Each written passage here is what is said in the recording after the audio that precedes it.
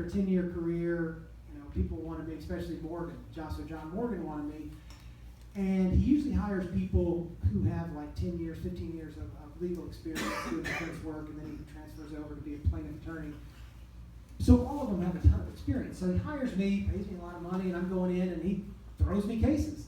And I'm kind of just like, whoa. And so I kind of dive in head first, and I ask around a lot of things. But the biggest problem I have is I'm going against defense attorneys who have a ton of experience. So the last thing I want them to think, and I'm 34 years old, so it's not like, I'm 21 and they think that, I don't know anything. I'm 34 and I don't know anything. So one of the, I would say about that is I dove in full speed and asked all the questions, but I'll never forget this. I go to my first deposition, and my client had been in jail. The father, it was an interesting case. I got all the dread cases. When I landed there, everybody who wanted to get rid of cases gave them all to me. So I had one where a little kid, 5-year-old, or maybe he was 8, had broken his leg at school, and the teacher, come to find out the teacher had pushed him down on a mat and had done it. And they were trying to say that the client's father had hurt him in the morning and dropped him off. Well, come to find out that the father was actually in jail at the time, which was good. It's rare that you have a client you're happy that he's in jail at the time. So anyway, they were asking him all the questions, and I was kind of, on his side, and I'm kind of defending him, because they were wanting to know what I was telling.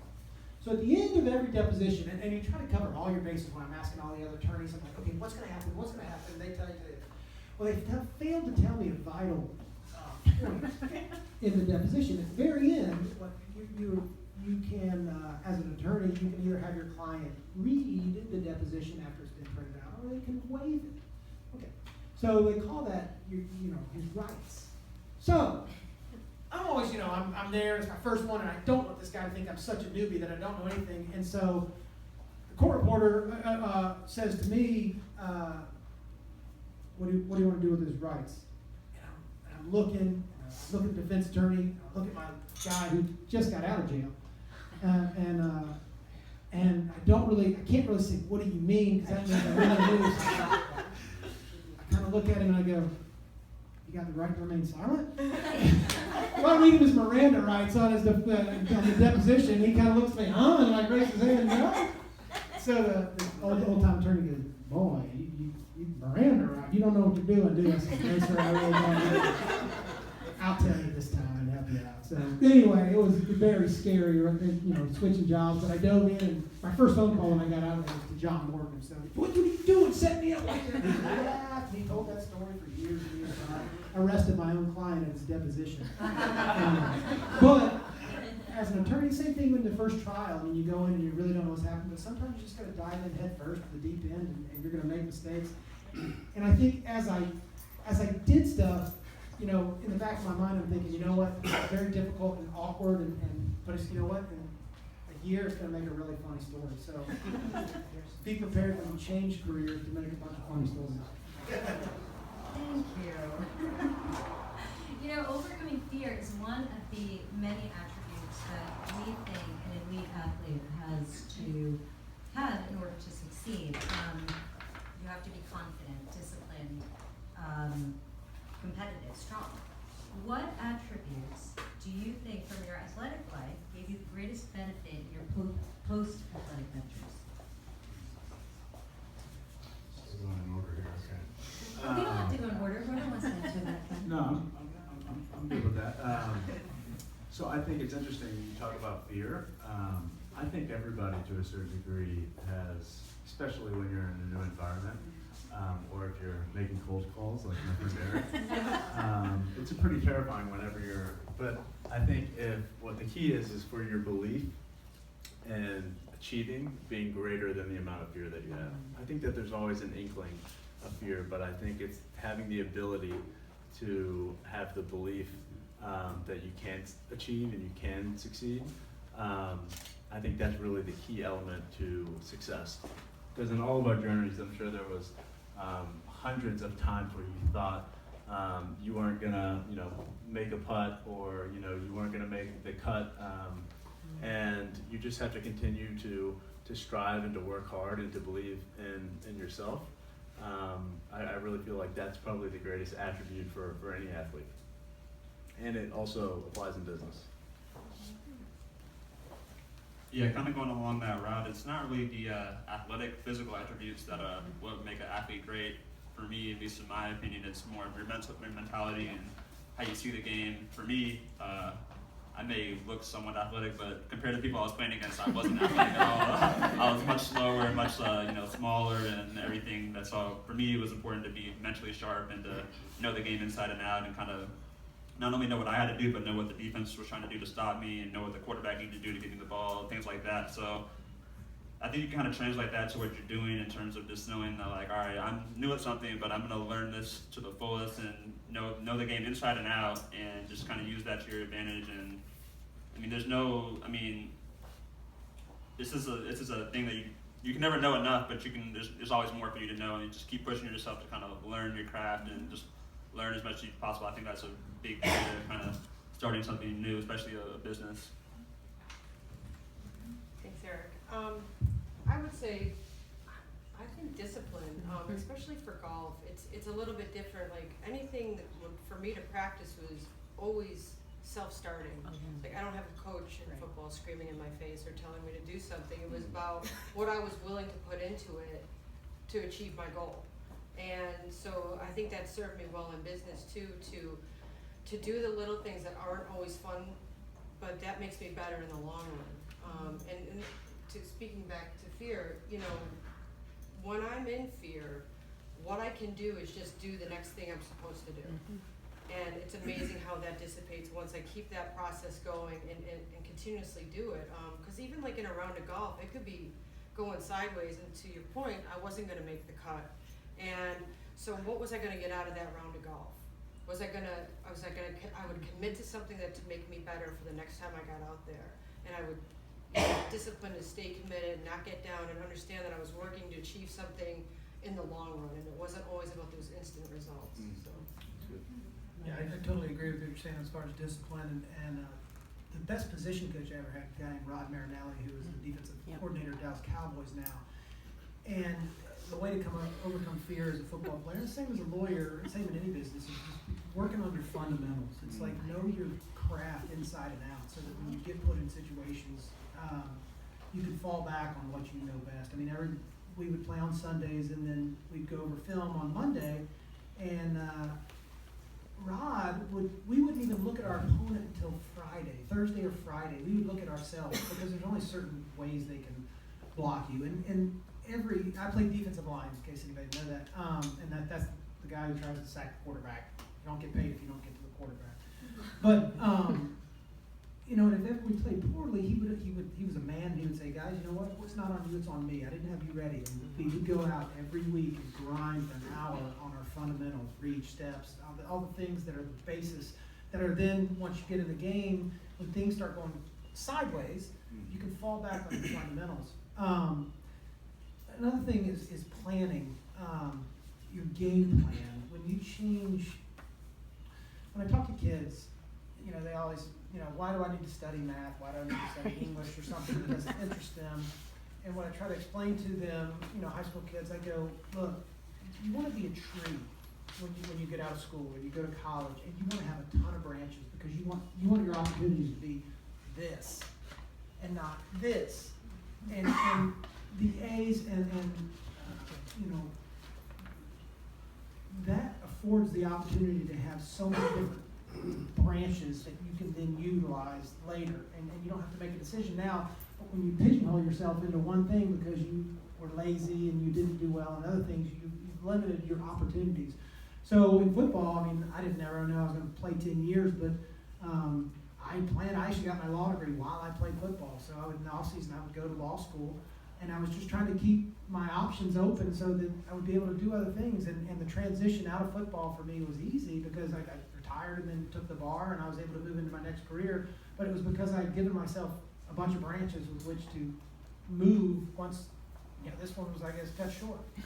And it's not, and I tell the kids, it's not necessarily what you're learning, it's the methodology for how you're doing it. You're taking some kind of subject and you're studying it, and then you're doing well in school, and you probably never do the subject again, but it's the process that you're learning how to succeed, and you can use that later in life when you're doing things, and nothing's overnight, and I think that's another thing that people run into when they transfer careers. It's they think that, you see somebody and they're like, I need to be a success and millionaire in 6 weeks or a year. And you have to take tiny steps and have a plan and work your plan.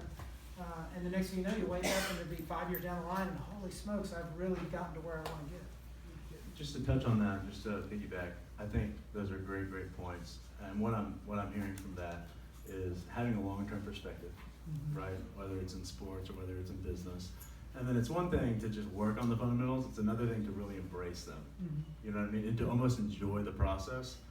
We're in a society today that's so instant gratification is just all over the place, and it's what people expect. And so they want everything now. And so and it's something that I've had to work on a lot. And as I've grown as an individual, it's like I'm in the process of right now getting my executive MBA. And instead of being so outcome oriented, like I want to get an A in this class. You want to learn. Yeah. It's like, wait a second. That's how I used to think when I was in college. When I was an undergrad. Now I'm like, man, I really need to know this stuff because I want to apply it.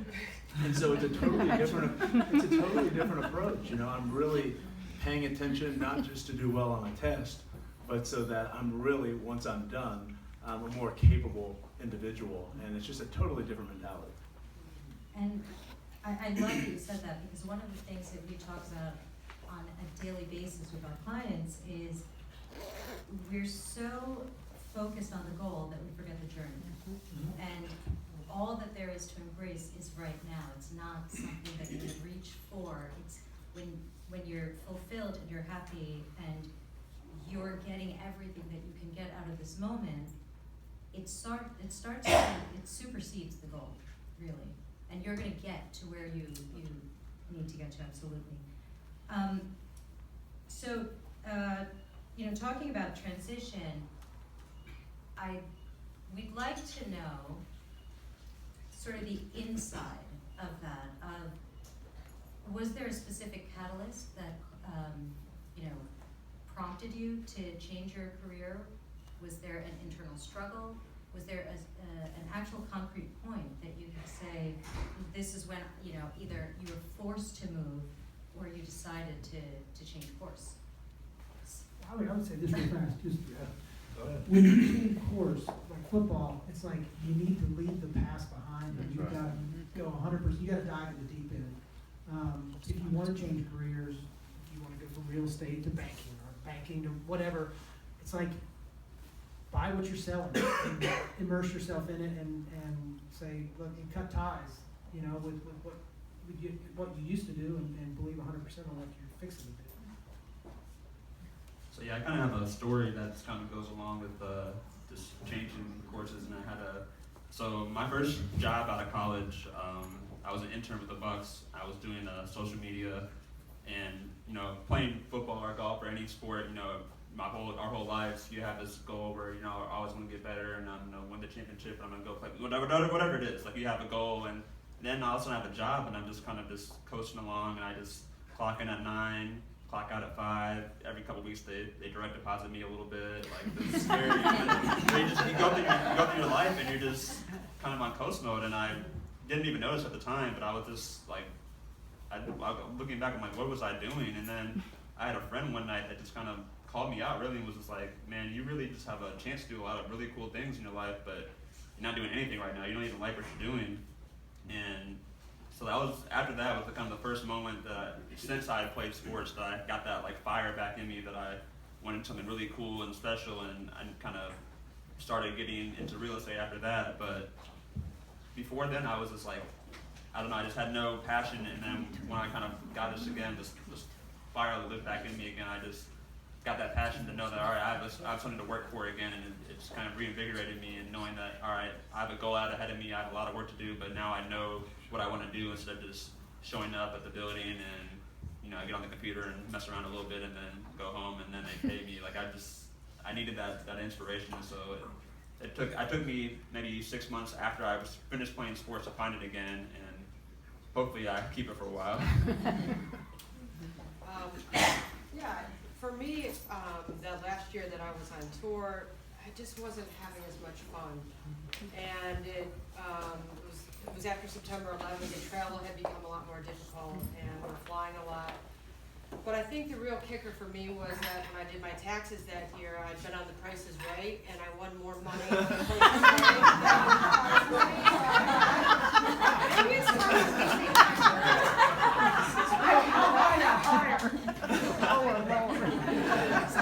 Or apply to Let's Make a Deal. If I'm making more money in a game show, I might need to rethink this. But in all seriousness, and that did not weigh on my decision, it did, but I really had to look long-term again, going back, and I realized that I was never gonna be a top 10 player, and to really make really good money on tour, you have to be a top 10 player, and so I had to be honest about that. My temperament is really not, like most golfers. I'm hyper and, emotional. And so that's not normal. Like you see Annika and Kari Webb, they're kind of robots. And, I just couldn't, I am who I am, and I had to accept that. So I did the best I could do within that. I realized that, and I said, so I probably could have hung on longer. I'm talented, but I would just be starting to look for a job at 42.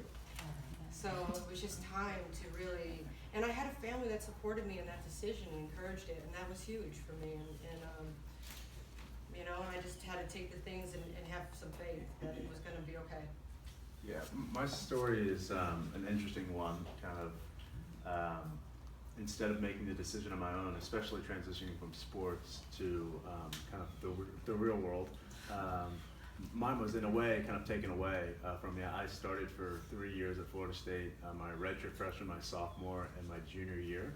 And for a variety of issues, some of it politics, I didn't end up playing. I didn't start my senior year, which made going into the draft very difficult, right? Even though I had a relatively successful career and I had a lot of experience, there's kind of an asterisk by my name because I didn't play my senior year. I got hurt, and then there was a new coaching staff and yada, yada, yada. And, so went through school, and I think one of the most important things was I kept a really good attitude, had faith that it would all work out, never really raised a stink about it, to be honest, in the media or anything. And still to this day, there's more people that compliment me on how I dealt with the adversity than no one even knows what year. Brad, a lot of people think I'm Casey Walton. They're like, that guy's like, It's a compliment to him. Yeah. I know. And so when I got done, I was an undrafted free agent, played for a couple teams in camp, and when I got done, to Brad's point, I just had to be done, And there were so many guys that I knew that, and I had to be honest with myself. I didn't play my senior year. Right? I mean, the chances of a GM or a coach taking a chance on a guy that didn't play is not very good. It was unfortunate, but that was the reality of the situation. So I literally just had to make a very difficult decision. I was young. I was like 23. I was still really athletic. I played with all the best players and was in the Elite 11, as a kid. So all these kids are in the NFL, and I knew I was as good or better than a lot of them. But I just realized that God didn't have that in store for me, and I just made it a definitive decision that I need to pursue another path. And to Brad's point, I just kind of forgot about football. Literally, I didn't watch football for a couple of years and just focused on business and really just evaluated the gifts and abilities that I did have. And I think that's one key thing to life is looking at being true to who you are, one. Being honest with what your capabilities are, right? And then just making the best decision you can in the environment that you're in, right? So my first job out of college was I fundraised for the boosters at Florida State for a year and a half. Realized I was, didn't want to do that anymore, and looked at kind of the situation that I was in, the opportunities that I had, and then ended up starting my own business, and kind of the rest is history from that. But being decisive and making decisions is important. All right, so I think that so many of us can relate to the challenge in transition. It's never easy. There's always, I think we're always pushed out of if we're too comfortable, we're never gonna grow. And so either we internally or external circumstances push us out of there. And so there is this period of discomfort, but that's really when growth happens. And I think that listening to you guys, we all have this tendency to, we live in a culture where we put athletes and celebrities on pedestal, and we kind of think, okay, well, what do I have in common with Eric Dungy? And but there's a lot in common. We're both very good looking. In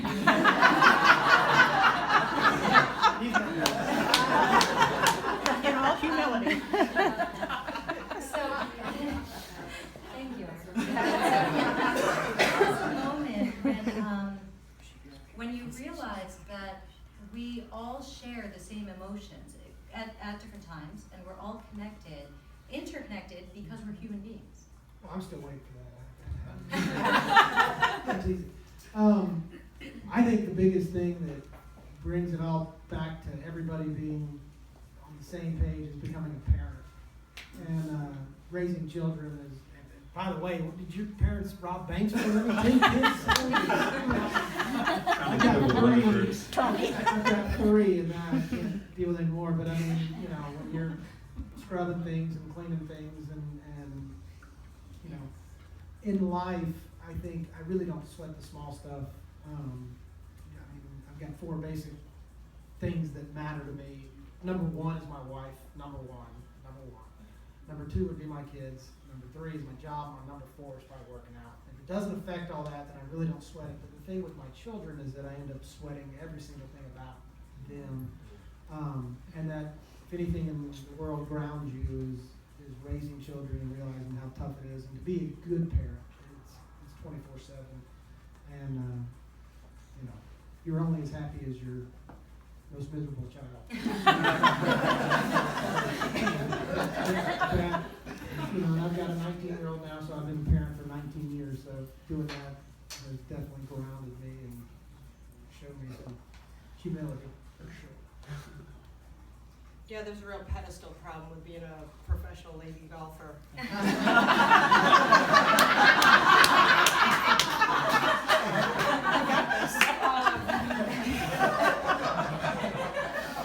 think what's always kept me grounded is golf is a very humbling game. The difference is when I had a bad day at my office, it was in the papers, and for everybody to judge and see. And so, I just don't have the experience of like this pedestal thing. I got a question for you real fast, just on the golf. None of us are probably near as good as you are. Did it get to the point where it was not fun? Because every time I go golf, obviously if I score poorly, it's not fun, but it's still kind of fun. But being a business, that's kind of strange to me because it was your business, and did it ever get not fun? Yeah, of course. That's a good question. Yeah, that was part of the catalyst for my change. That last year I was on tour, had been injured, and I just didn't love it like I did. And you cannot play against the best people in the world and not have that passion and drive. And it just was, I felt a little bit like I was going through the motions. And so that's when I had to make that decision that it was time to move on with my life and do something else and find something else to be really good at and try hard to do it at least. So it's hard. It's a mentally challenging game. And so we just have to that's why I say it's so humbling, because you can have everything going in one shot and turn that thing sideways. So it's, just one of those things you learn to stay humble and to stay in the moment. And part of that, when we were talking about that, like staying in the moment and staying committed to the process, one of the things, because it's so easy to judge yourself based on your score, and you just can't do that. I couldn't emotionally handle being up and down with a good score, good shot, bad shot, and so I would, have a pre-shot routine, and did I stay committed to that routine? And that's really what I would base it on, because I can't control the results. As you know, you can hit what you think is a perfect golf shot, and hits a sprinkler head, or hits a swing, or hits a bird, or something, and it's done. So I couldn't let the result affect my emotional well-being. It was more about staying committed to those processes. Going back to the whole pedestal thing, I guess for me, I hate to kind of get somber. We've had a lot of fun tonight. whenever I see an athlete kind of go through a tragic time, I kind of just relate to them. And I think every person in this room can relate to them at some point. Specifically, I was watching a basketball game probably 2 years ago, and John Wall, who plays for the Washington Wizards, he's probably my age, he's probably 25, maybe 26, you know, multi-millionaire, all-star, all that. You know, he leaves his team, they have a great game, they win the game, and they interview him on the court afterwards, and, you know, they're saying, you know, John, you know, great game, and he's really an outgoing guy, and he was kind of quiet, and they said, you know, what's going on? He seemed a little off, and he said, you know, I played this game for my friend who had cancer and died yesterday, and just as somebody who's played a game and hoping to honor somebody else, in that moment I related to John Wall, even though I've never met him, you know, we don't have a lot in common. I felt what he was feeling that night, and I think whether, you know, you're famous, you're a nobody, you're rich, you're poor, whoever it is, you can relate to that sense of grief, and I think that kind of ties us all together, that, you know, misfortune and death and cancer and sickness doesn't really discriminate. It can hit everybody, and that's just something that kind of, whenever I see a player going through that, it kind of just reminds us that, you know, their shoe deal or their contract, all that doesn't really matter. We're all people at the end of the day, and that's just something that I see it a lot, and it just kind of brings you back.